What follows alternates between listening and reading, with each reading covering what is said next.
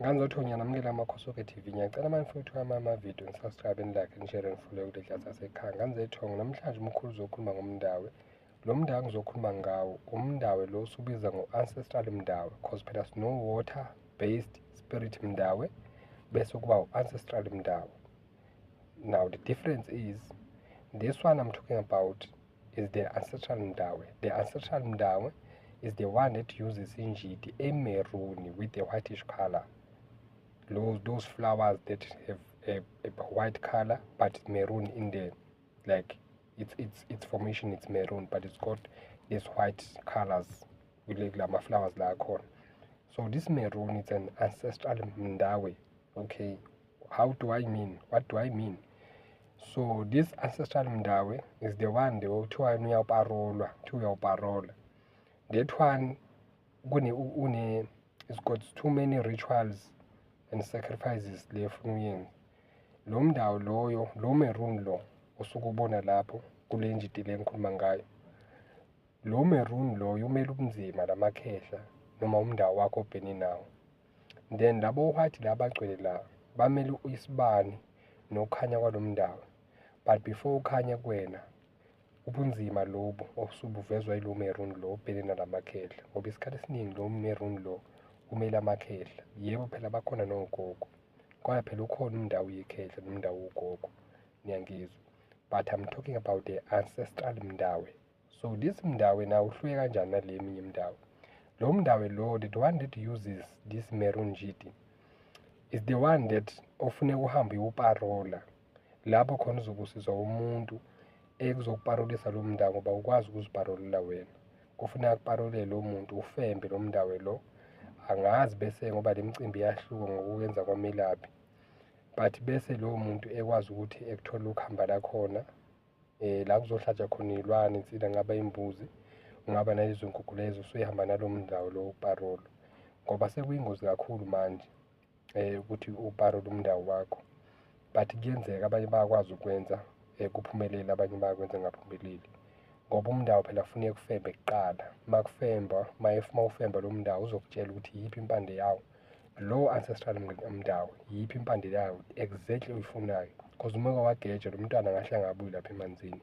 So it's very important ukuthi uma ufuna ukuwenza lo mndawo lo ancestral mndawo wenze sure ukuthi you find the very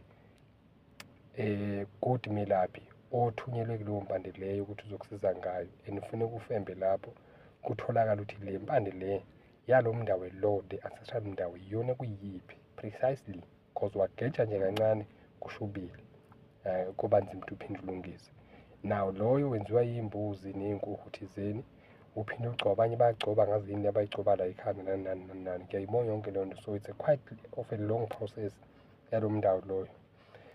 But lo mndawo lo nganizethonga, yes uyakwazi ukuthi uwenzele, but wenzela umuntu njengoba sengishilo, naye sekuwaparola lo mndawo loyo. Okay, akwazi ukuthi ekuphamisele wona kahle. Angazi uma uzobe uphamise noma uzobe wenzani, but uyingozi kakhulu lo mndawo. Then lo mndawo loyo abantu abadala lo ngisho we-maroon uhamba kakhulu namakhehla.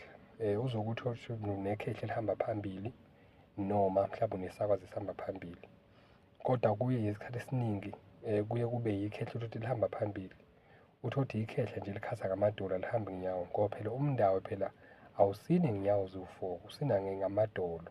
Yingakho phela lo mndawo lo usebenzisa ini, usebenzisa inkukhu, ngoba umndawo phela usina ngamadolo. Okay, awusini ume ngenyawo, usina ngamadolo. That's the policy yomndawo. Ngiyangizwa nganizethonga. So kubalulekile ukuthi le information ukuthi ube nayo uyazi. Baningi abelaphi abakwazi ukuthi bekuparolele umndawo, bekusize ngawo, bekuparole, bekwenzele yonke le micimbi le. Mina ngikwazi ukukuthinta lapho, ngiyangizwa nganizethonga, ngeke ngikwazi konke. Lo engikwazi ngizofaka la, hamba uye lapho kulabo azosiza ngawo uma kumele uparole lo mndawo.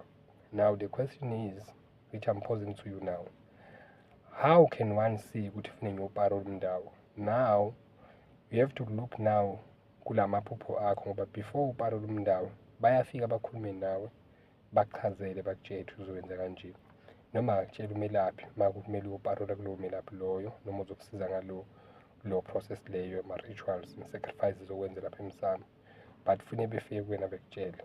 Okay, then uzokwazi ukuthi uhambe kahle ngalo hambo loluthi uparo lomndawo. But it's very dangerous when you look at this time of today, like in nowadays, it's very dangerous uparo lomndawo. It's very, very dangerous. Why do I say that? There are people abahambayo beyoparela umndawo noma beyosizwa ngomndawo. Mhlawumbe umunye uzohamba mkhulu ngiye eBotswana, mkhulu ngiye eMozambique, ngafika ngaparela umndawo, nothing happened, ngabuya kwabheda yonke into. What happened? Because phela ilozi likhiphile lawo yokwenza umndawo uparola. What happened? You see now, I'm trying to tell you now, it's very dangerous uhambe uyoparela umndawo uyosizwa yilowo muntu. It's very, angigqugquzeli ukuthi uhambe uparela umndawo. There are other things you can do rather than uyoparela umndawo. Ngiyangizwa.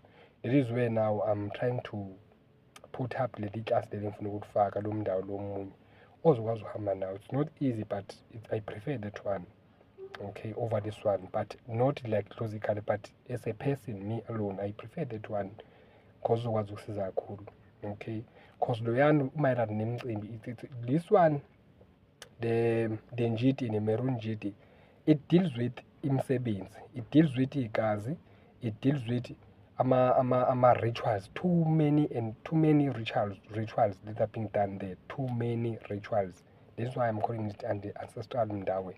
Ngiyangizwa nganzethongo ngoba suke kumndawo vele lo mpela ukuhamba ngqongqo uthothi awuhlobeni nawo kahle. Yebo uhlobeni nawe kodwa uyashiyana kunegebhu la. Ingapha phela funa sitshele umndawo wakho ukuthi uxhumana kanjani nawo ngoba phela umndawo idlozi langaphandle.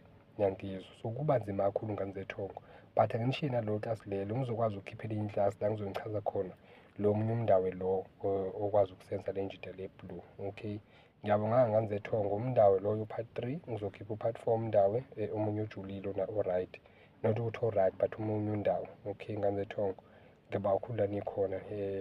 Siyanamukela eklasini lasekhaya. Akwande makhosi, Mlondle enkulu.